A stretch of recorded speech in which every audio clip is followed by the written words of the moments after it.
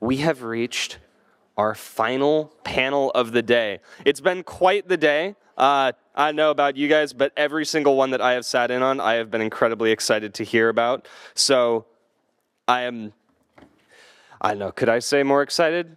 Probably not. For this particular panel about climate careers, we have here some of the leaders of the most active sustainability job boards of today.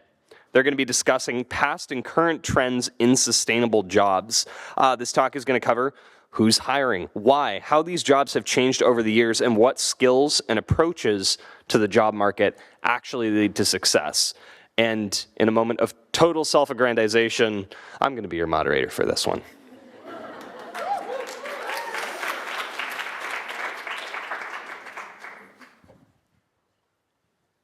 And in the process, I've managed to totally erase my information on Kristy, so.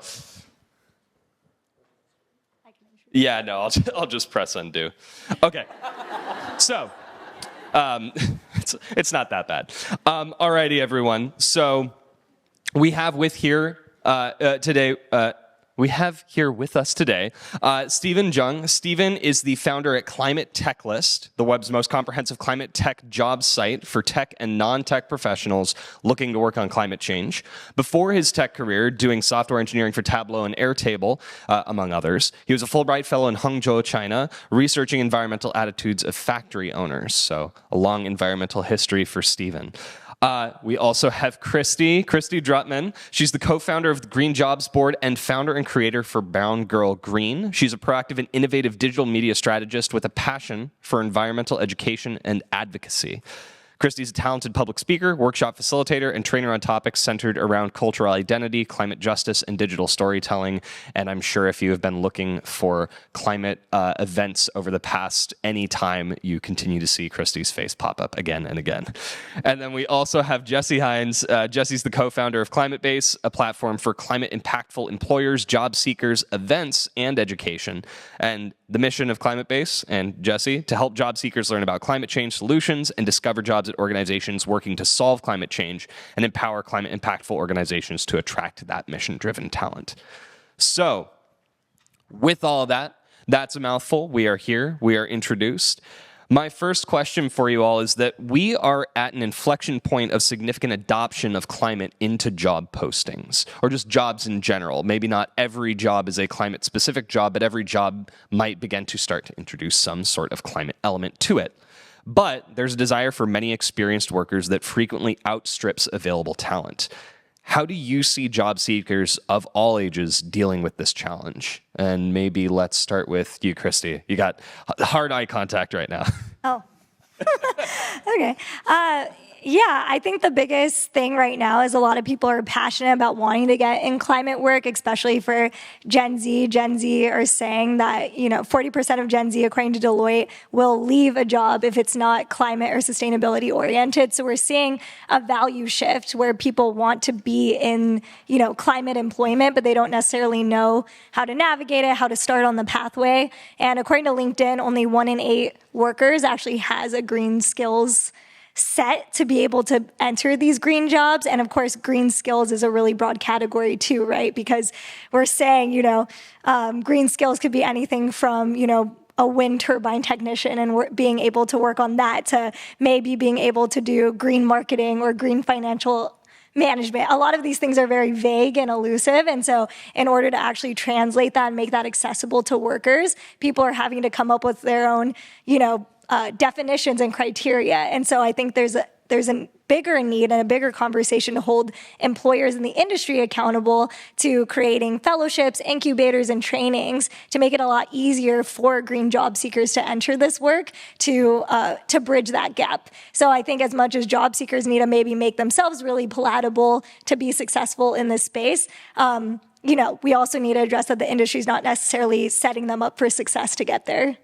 Yeah, absolutely. And that actually is kind of a good lead into Jesse. I think that's one of the things that Climatebase really tries to focus on is all of these different educational programs, perhaps also ones that are tied into the employers themselves. So, coming back to that original question of how do you see job seekers dealing with this desire for experience that outstrips talent?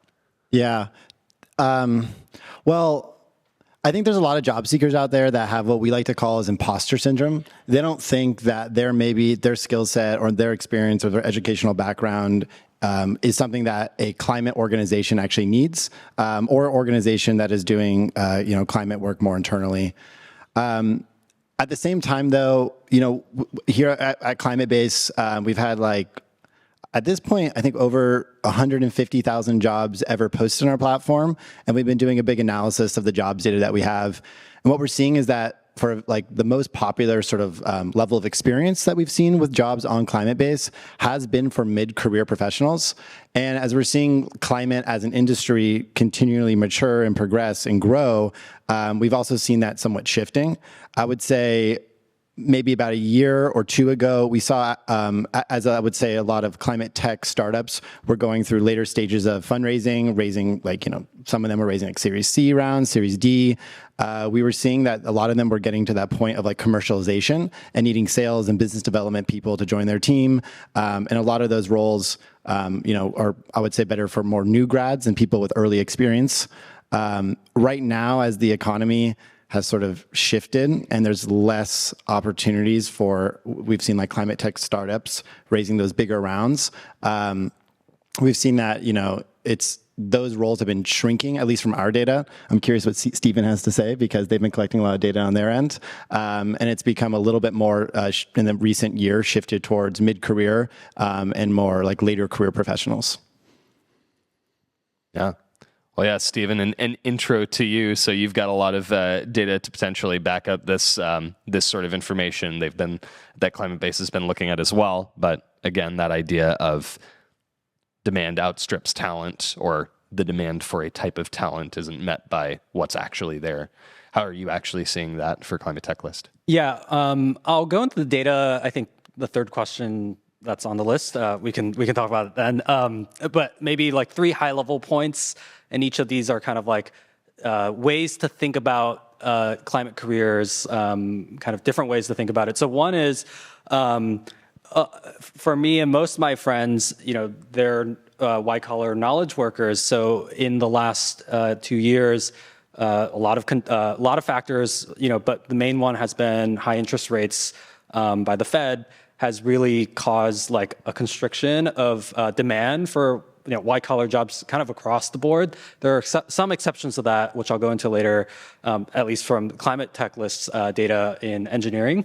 But it used to be as a software engineer, you could get 5 jobs pretty easily if you're a top 2% engineer in Silicon Valley. Now it's last year, at least with all these big tech layoffs, it was maybe you got 1 if you're lucky. And it's a really big shift. And I think if you're in that world and most of your friends are in that world, you might think, hey, the economy is not doing great. The labor economy is not doing great. But in fact, it really depends on what kind of jobs you're looking at. Blue-collar jobs, on the other hand, skilled trades jobs, they're super high in demand. You might hear some of this in the news as well. The U.S. is going through this huge period of industrialization because of CHIPS Act, IRA, bipartisan infrastructure law. Those 3, it's trillions probably of dollars, and a lot of those are going into making factories for the first time that all these battery factories, right? We'd never built that many factories before in decades, right? So I think it really depends on what side, what kind of the white collar, blue collar divide you're in. So that's one thing to keep in mind. So actually one thing I've seen is I've had a few friends who are software engineers. They want to do something in climate and they actually decided to become electricians, right? So that's a very extreme path because you're kind of ditching your old skill set. Their goal of becoming electricians is to eventually go digitize some of that work so they can scale some of that work out. But if you talk to a friend who tries to get a heat pump installed, probably the number one thing people will say is it's so hard to get a contractor, right? So that doesn't, and that's a climate job, right? You're installing heat pumps to help decarbonize things. Okay, so yeah, I'll stop there maybe. No, I think it's a good exploration, and it leads really well into another question, which is that I think really distinctly between the job boards that you all represent. You all focus on enabling climate work from at least different initial lenses. Like maybe they converge later on, but initially I think at least from my perspective, they could probably be best described as equity, enabling technical workers, and then educating and developing talent from diverse industry. And so we've sort of talked about this now with the explanations you all gave, but why are each of these approaches necessary to build out climate talent across industries, especially when we see this sort of split between how applicable is white-collar work versus so much of it actually being blue-collar demand? Let's start with Jesse, actually. So when we launched Climatebase back in 2020, our main goal at the time was really just to basically show what climate jobs are even out there and even start to really define what is a climate job. Back then, it felt like that just visibility was the most important thing for job seekers to figure out what jobs are impactful on climate and where to find them. In the past few years, we've realized that at this point, it feels like the main barrier, it isn't visibility anymore, as you're now seeing 3 climate job boards represented up here today. And there's more and more that are getting added, which is awesome.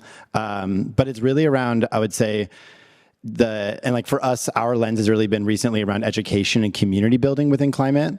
As I kind of mentioned earlier, imposter syndrome and people thinking that just because they work in finance doesn't mean that they have a role within climate, or just because they're a marketing manager doesn't mean that they have a role in climate. It's really actually about helping them understand and actually really sort of walking them through exactly how their skill set can help companies that are going to be needing, let's say, a go-to-market approach for their marketing teams.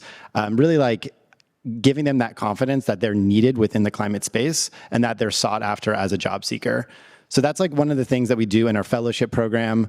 And then there's also kind of the other side of it, and it's a newer trend that we're kind of working on.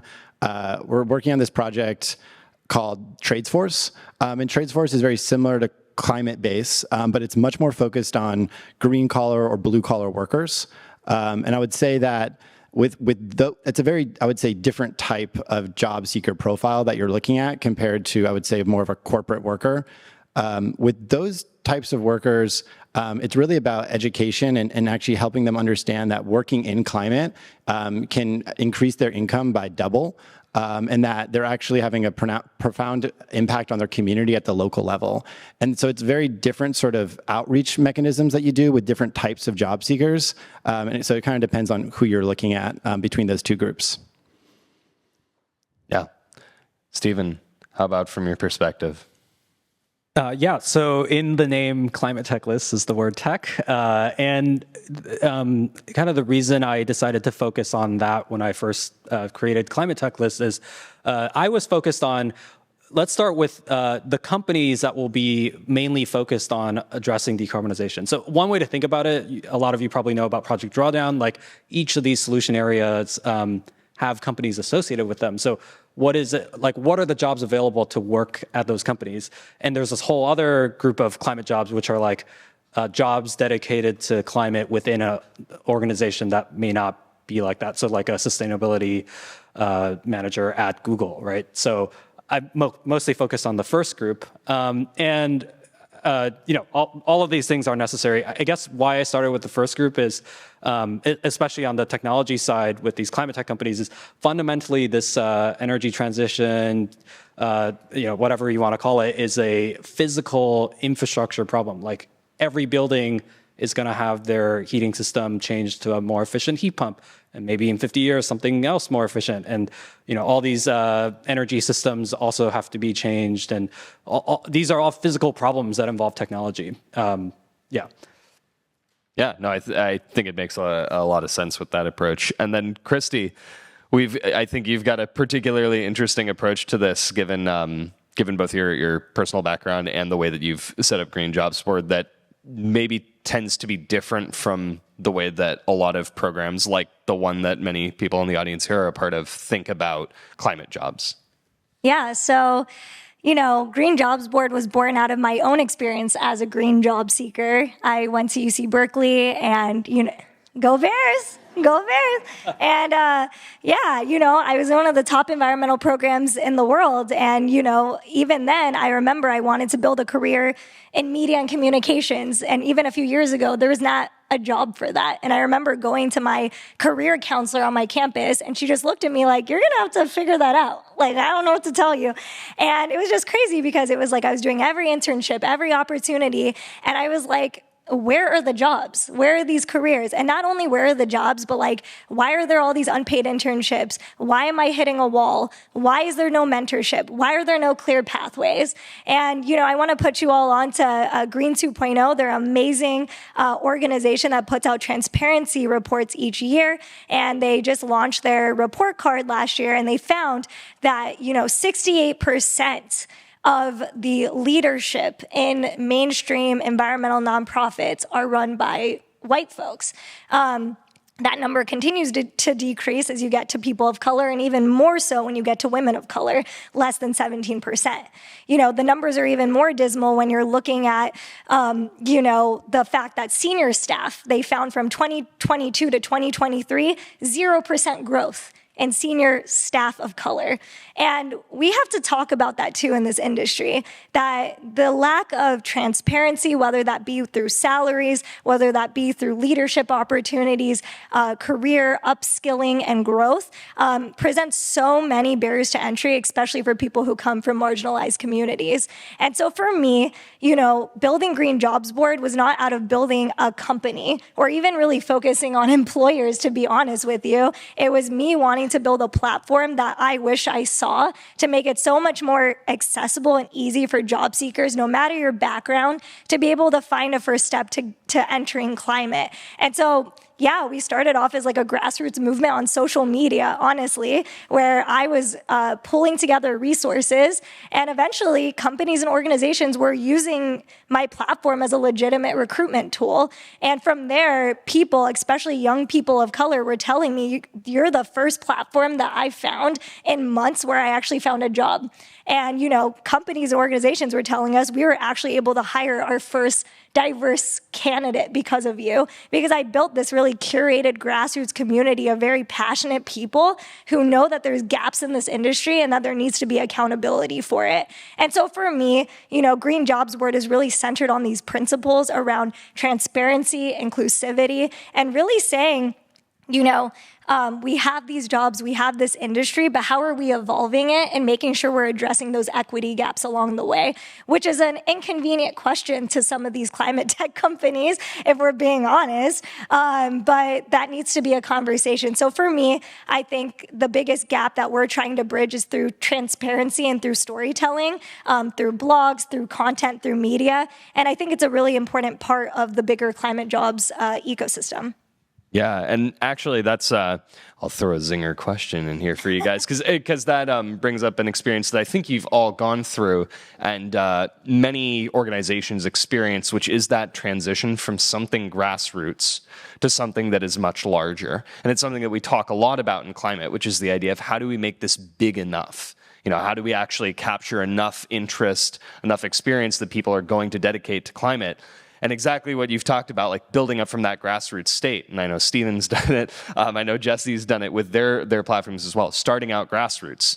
Now you're hitting this point of scale. How do you maintain that either state of curation or that perception of value that the people who have been using your boards early on really value you for? And we can start with Kristy and we'll rotate through. Yeah, I would say the biggest thing is being able to create spaces for community and mentorship right now. I think as we were talking about on the panel, like a lot of people are just trying to demystify what a climate job even is and who they need to connect with and where they need to go next. And so I would say the biggest thing, even, as we continue to scale and grow what we're doing, I think it's important to, again, remember like where are the gaps and what are people having high demand for. So it's a big part of listening, learning, and iterating right now, I would say, is what we're going to see as how we be able to build, successful, scalable spaces for people to feel like they're a part of the conversation. Yeah. Yeah, I mean, leaning into community is so important when you're like getting, when you're doing something that is inherently grassroots, and as you're kind of making that transition to something that's larger, I mean, you still need to be tapped into the community that you're serving at the end of the day. And so for us, like we have all three of us up here today, we have an online job platform. And I think that you forget sometimes that there's people on the other end of things. And it's so important, I think, to be actually in person with people, and not just be, having everything happen in an online setting. I think for me, it makes the work that we do feel even more impactful. It motivates my team for to see the job seekers, to see the employers that we're serving in person, and also hear from them directly. What are they liking? What are they not liking about our platform? What do they think could be improved? So with that in mind, last year we launched this 1-week event series called San Francisco Climate Week. It's actually happening about a week from now. And for us, knowing that there's so many amazing climate and environmentally focused organizations in the Bay Area, and also knowing that the Bay Area has a long history of environmentalism movements, go Bears, that we kind of just thought it was really important to make sure that there was kind of the same way that New York has a in-person week-long climate event, New York Climate Week. We thought that should be in other places. And so that more communities, more people can come together and talk about the issues that, talk about climate change in person. So, and I think that ethos of just getting together and really interacting with the people that we serve and the job seekers and employers, I think there's huge benefits to that. Steven, now how about you? Because you act in some ways as sort of a monolith. You're the one-man shop for ClimateTechList. Yeah, or 0.25% shop. So I guess I've taken a different approach because the niche I'm in, climate tech, has these existing communities that are pretty good already. When I built ClimateTechList, I was like, what's the missing thing?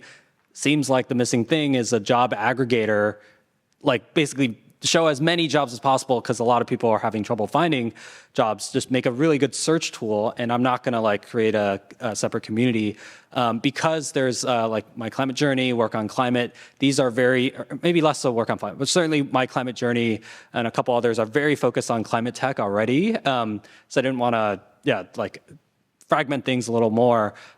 So I guess one trend I found that's pretty interesting is when I first started in 2019, 2020, I just did a little bit of angel investing in climate tech companies, mostly friends companies.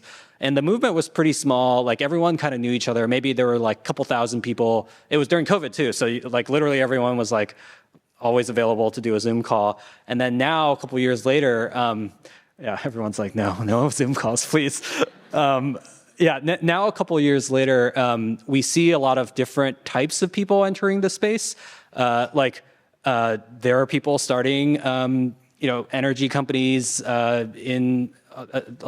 let's say they're not motivated by decarbonization, they're motivated by profit, which is a little bit confusing to this movement, at least at first for me, but then you realize that's actually maybe a good sign in a lot of ways, because it means this is a self-sustaining thing.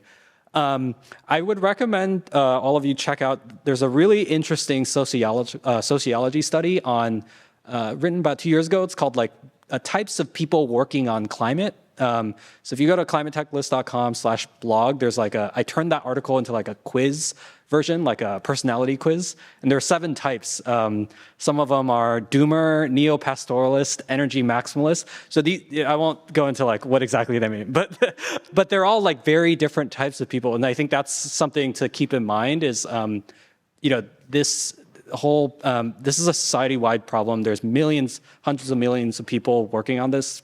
Maybe not now, but eventually. And so it's not a monolithic movement. It's many, many movements. And even within each movement, there's different types of people with different motivations. That's been the biggest thing that sticks out for me if I look at the past couple of years. Awesome. So I think I'll continue to reorder my questions because I can never just go through steps in order. But I think that sets us up well for this question, which is knowing all of this, where do you see current education systems succeed in preparing job seekers for climate work?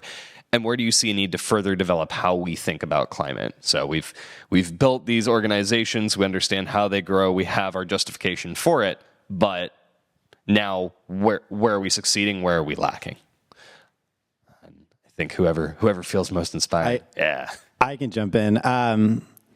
So I think it really depends on the type of educational institution. And I'm going to really focus my answer on like what we can do better.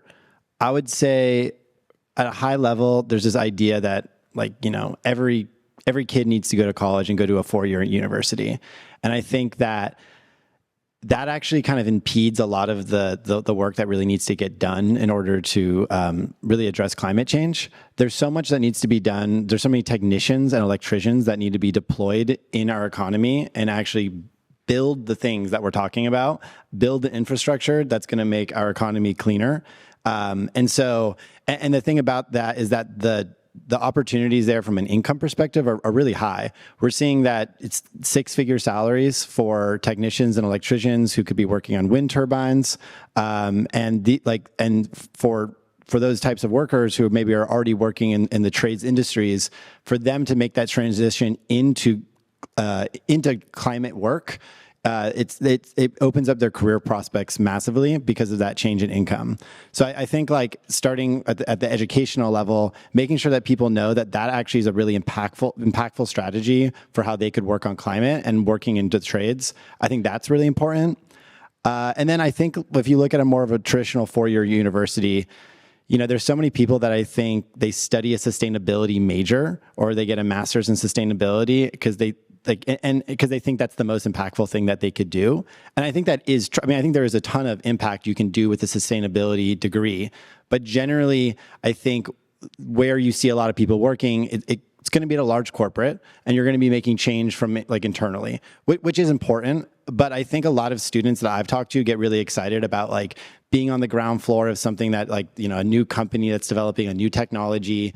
And I think a lot of times for those students/job seekers, it's unclear like how, like where to pick their major or their studies where they could use their expertise to work on something that's like new and novel and something that we really need to change our world.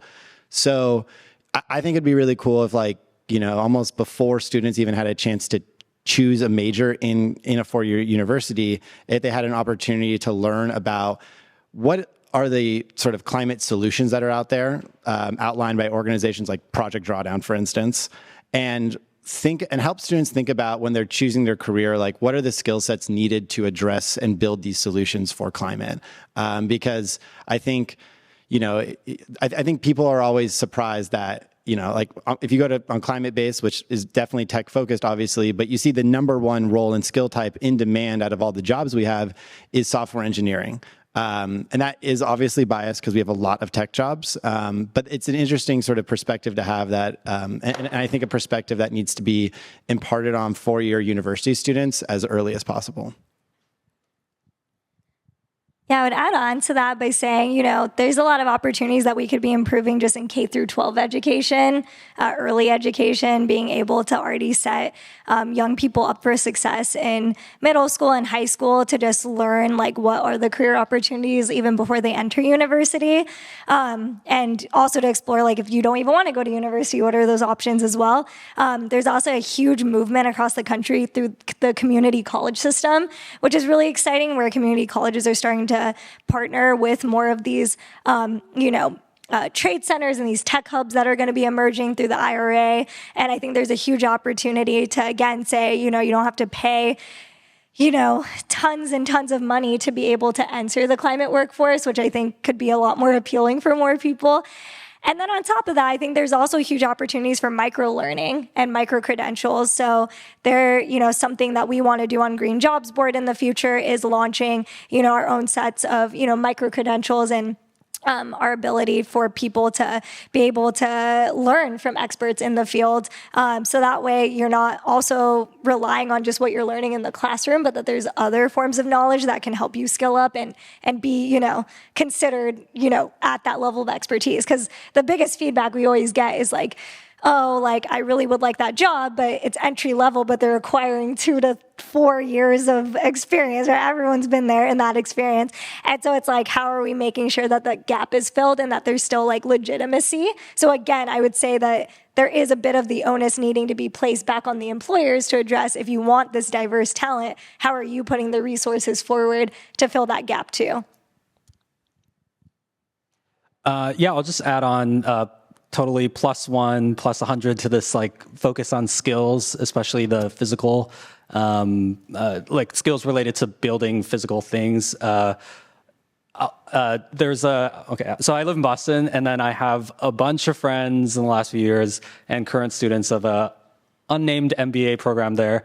Who, there's like a running joke because last year, like a lot of people feel like the joke was like the number one job people wanted out of that school was being at Climate VC.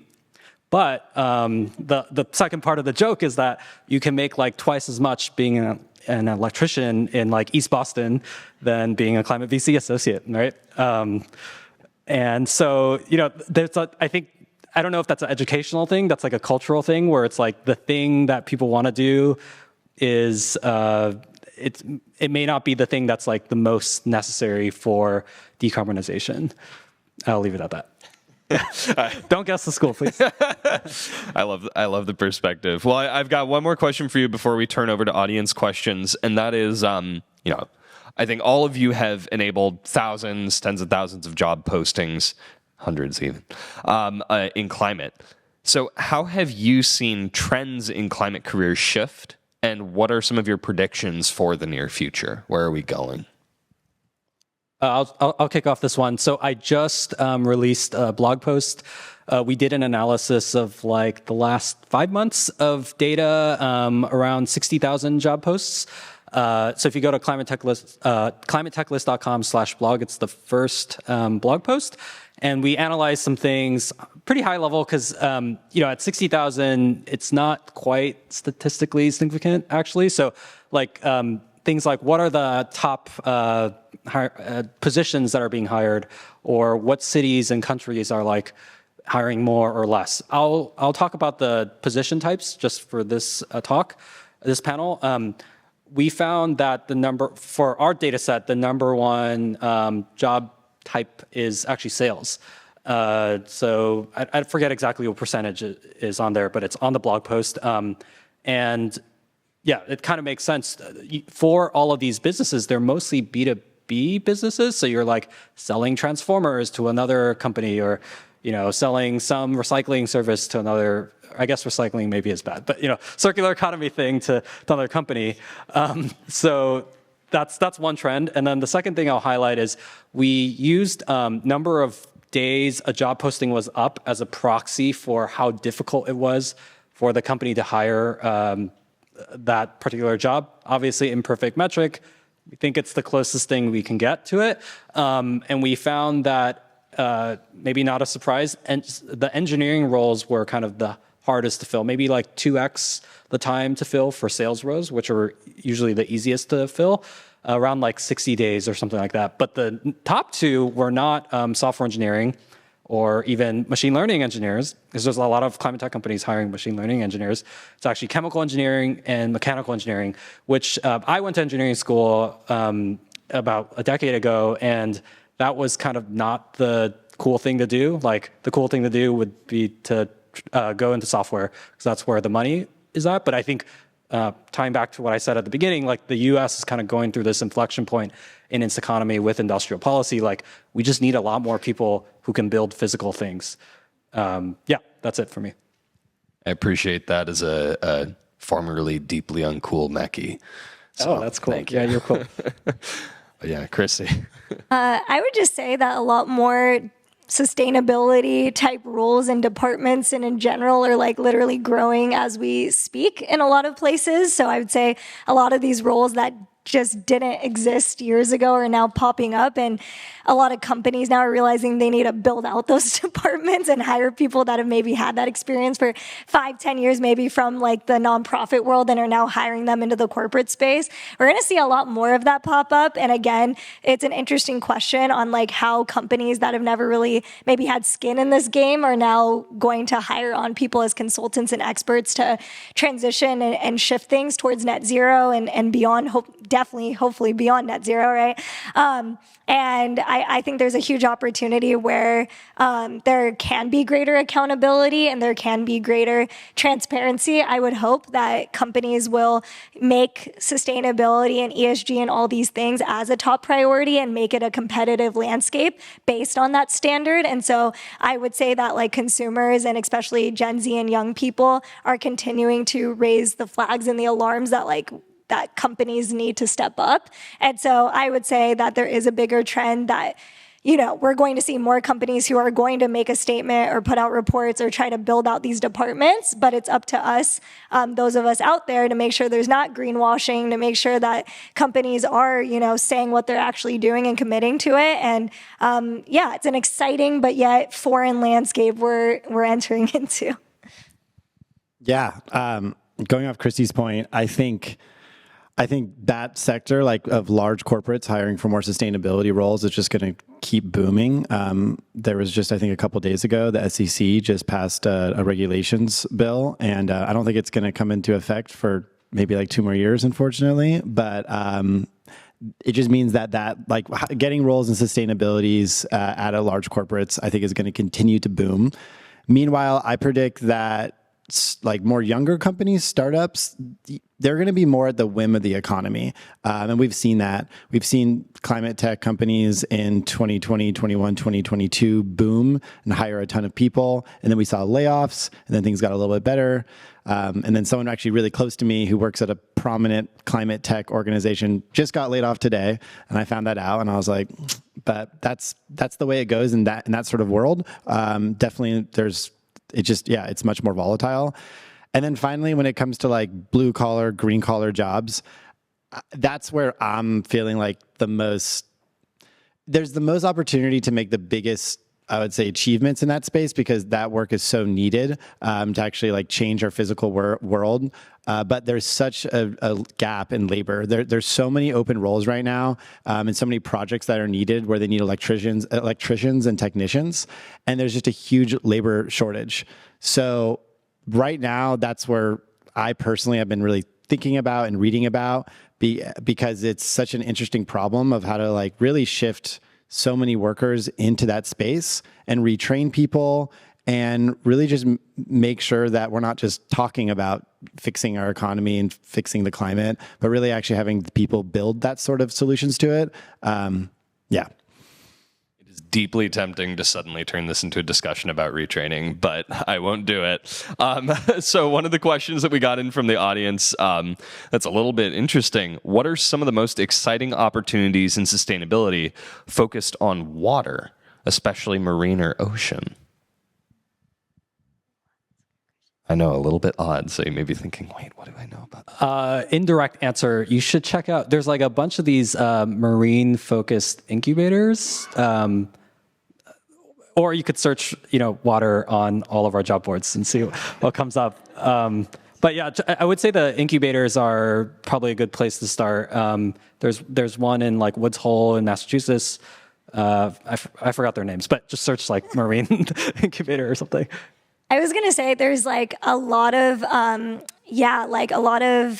programs and organizations that received funding through the Inflation Reduction Act, through grant funding. And so you can maybe look into like organizations that were rewarded through IRA grants and see if there's projects that you can maybe do research for or like participate in.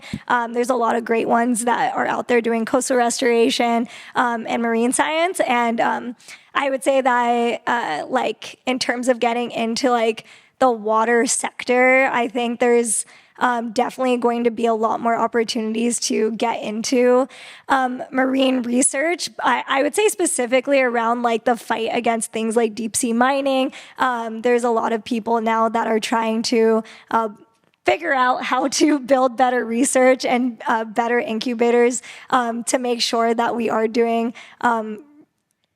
being responsible to like our oceans and protected waters. So I would look into that. I would say that there's a lot of organizations on Green Jobs Board specifically that are focused on that as a starting point that you all can look into. And I also, on my other platforms that you guys can find on Green Jobs Board, shout out lots of nonprofits and organizations you can get activated with. Water is a broad topic. There's like, I'm not sure if the question was more focused on like drinking water, on coastal waterways. But I'll just say that I know the state of New York is doing they're needing, and I think it's already underway. They're doing a big restoration, or I guess they're reconstructing the sea barrier in Manhattan because of rising sea levels and of just bigger storms that are hitting New York and the East Coast. And so there's ways you can get involved at a local level. And I think that for me, that's really exciting to actually like, we're on an island right now. And it's just really interesting to think about like the water that's around us right now. Can I just add one more? Of course. Okay. Kind of a meta point I'd like to convey is again, back to there's climate and there's all these adjacent fields. So if you're not finding any luck looking from like the climate lens, you could try looking at like infrastructure, municipal infrastructure, right? Those are people that are like working on water problems, which have sustainability tie-ins, but they wouldn't consider themselves that necessarily because they just come from like a different but overlapping world. Yeah. We've got a couple questions around this, so I'll try to merge them. My apologies for inevitably butchering your question. But as people who've looked through thousands of jobs, ultimately you're all founders of your own. What do you see as the challenges and benefits of starting your own company in the climate space? Perhaps there's advice that you can give for young startup entrepreneurs on funding, recruiting, on how you actually go about this. Okay, I'll start with one thing to think about with starting in climate tech is scale. So if, most people, I'm guessing most of you, if you want to start a climate tech company, there's an impact component in addition to like making a profit eventually. So that's kind of tricky, right? Because they're kind of orthogonal, sometimes overlapping, sometimes completely different things. And you have to keep both of those in your head as you develop your company. And with scale, like if you join an existing company and you reduce whatever waste by 1%, you probably have way more scale than you'll have in the first like 10 years of your company or whatever, X years of your company. So that's just kind of a very tricky thing to think about, especially if you're selling products that directly to someone. And another way to think about it is like, are you selling something that would like, I guess software is very easy to scale because you can, it's just software and you can enable a group of people. But even then, like, so I run a energy analytics company, energy grid analytics company on the side. And so that could scale easily, but that would involve adoption of the software, which, we think in these areas are better than the existing solutions. Versus, let's say I went into a utility and like was their data engineer or data scientist or whatever, I probably have more impact out of the gate. But if you're not, like, that's not a problem typically you think about if you're just starting a company for profit. I would say my biggest advice is to build an advisory board. I would say when you're starting out, make sure that you're finding out like who are your mentors and allies in the industry, in the space, especially as a young entrepreneur like myself, and as a woman of color who doesn't come from intergenerational wealth. I don't have a trust fund. I don't have any of that stuff funding this company, right? And a lot of other people in this industry do. For me, the way I had to go about it is through finding the people who believed in the vision and making sure that I was building intentional relationships. So always make make sure that you're not viewing anything that you do with networking or capacity building through a transactional lens. Make sure that you're also figuring out how are you providing value to the ecosystem and the relationships in the community you're building, and you will see that people are going to want to give it back to you tenfold, right? So I'd say as a young entrepreneur, make sure that you are approaching things with curiosity, with generosity, and intergenerational dialogue, and making sure that you are putting yourself in the right position in the right rooms at the right time. So that way, when you are given the opportunity to eventually get that funding, you've already spent the time building that trust and building those connections that ultimately are going to get you where you need to go. I agree with everything they both just said, and specifically with Kristy's point, I'm going to agree with that and contextualize it within climate. We're all on the same team, and there's so many amazing communities that are out there that want to see you as an entrepreneur succeed. It's not like you're trying to build in the like a marketing ad company. Like, I don't know how many like really inspired, impactful communities are out there for entrepreneurs like that. There totally might be, don't get me wrong, but I know firsthand that there's a lot of amazing people in the climate community that want to see you succeed. So that's point one. Point two is also like, kind of take it one step at a time. Have really high hopes for yourself and like starting a company and becoming sustainable from a finance perspective, but also just think about it like you get to work on a really amazing project, and that could lead to your next opportunity. So it's kind of like having that goal in mind, but still taking things one step at a time and thinking about how the project or the company could just open you up to new opportunities in general. I just want to reiterate that the last 2 points on like the community. One piece of anecdotal story that I'll add. I have one friend in particular who's explored for many years in climate tech, worked there, also was really into biotech for a while, and I forget exactly one other community in the startup space. And he was like, yeah, by far, climate tech is the most collaborative, most open community. So definitely leverage that. Talk to your friends. So I think we don't necessarily have more time for audience questions, but these people are here, so go find them. You're curious about a lot of things. I apologize. There were a lot of things coming in, but this is the last panel of the day, last session. Don't leave after you clap, though. We have some last-minute wrap-up, and then you can go all downstairs. But interesting sound. Anyways, if you just have one last piece to give us, a call to action or a takeaway, something that you particularly care about, what are we going to leave these folks here with, summarizing this whole idea? Real change. How do we make it real? Give me a sentence or two. I'll give a practical piece of advice. I've talked to a lot of job seekers, probably like in the thousands at this point. And I think the number one piece of advice I would give is really treat your job search like a job, like really operationalize it. I think a lot of people looking for climate jobs, they're just not doing a thorough enough search. They're like, oh, I looked at 100 jobs and it's like, I couldn't find any, but there's actually thousands or tens of thousands or whatever. So really operationalize your job search. I would say my biggest piece of advice is to, again, like I said, and do intentional relationship building. You never know if your classmate or someone that you're working with may be building the next future company or initiative. I would say right now, the people that are the most collaborative and adaptable are going to succeed the most in this industry, especially from like a social impact, just a joy standpoint, and just like liking what you do and not living in existential dread day in and day out. So I'd say like look at the people around you in this room and figure out how you all are like deepening those relationships. Go beyond the superficial and make sure that you ask each other questions about your ideas and innovations, because you never know where it's going to lead. Yeah, love both of those points. And I'll just leave with build a project. I think so many times it goes, when you're talking to an employer, it's so amazing to see that like as an employer that they're already thinking about projects in the space and that they're building things and they're like self-starters. Just have something to show that isn't just maybe your experience and your education, and something that's related to the job that or the industry you're trying to work in. I think that's really important. And then also showing that like you're part of the communities within the space. I think that within climate or in any organization, there's always that onboarding period. And I think when employers hire people, they're always thinking about that. How easy is this job seeker or this candidate or this new hire?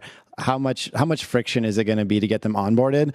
And I think having a project can really show that you have the knowledge and expertise and you're really like ready to kind of dive into that role right out the gate. Well, with that, I'd like to say one last thank you to all of you. So Stephen, Kristy, Jesse, it has been an absolute pleasure having you here.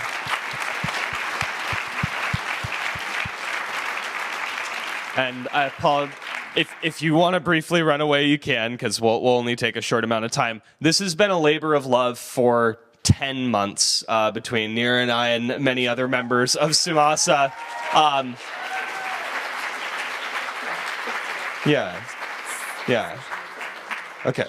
Yeah, we deeply appreciate your time and your attention. Photos by Kate Twining Ward. We have many volunteers today who have helped this event happen.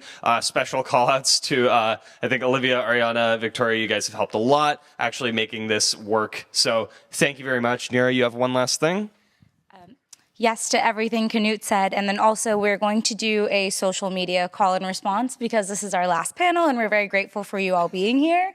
So to commemorate the theme of our symposium, Victoria would like us to say solutions in action, and would the audience kindly say delivering real change. All right. Yes. You ready? You got that? You got it? You're delivering real change. Why can't I do it from here? 3, 2, 1. Solutions in action. Delivering real change. That's Symposium.